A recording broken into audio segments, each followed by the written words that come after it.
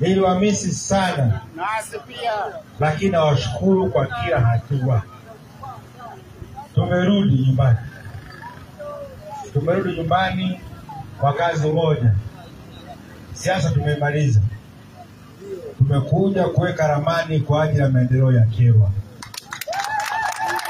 Tumepiga hatua kubwa tulikotoka, tumefika. Mwenyezi Mungu ametubariki, tumefanikiwa, tumepokelewa, tumeapa. Sasa ni kazi ya Kyerwa. Kwa hiyo leo nimekuja kuwashukuru. Najua kuna mkutano huko umeandaliwa, lakini kikubwa ni kuja kuwashukuru kwa yote ambayo tumefanya, lakini kuwatangazia kwamba sasa tumefunga. Sasa tunafungua ukurasa wa maendeleo ya Kyerwa. Hiyo ndio liko mbele yetu.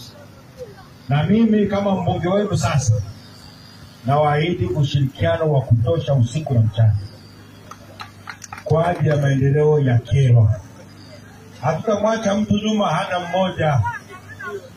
Kila mwana Kyerwa tunavutana naye mpaka tuone ndoto yetu ya Kyerwa inafikika. Kwa ndugu zangu, mimi nawashukuru. Hilo tu ni masima mno. Tukukore mimi. Hako na mno. Asante.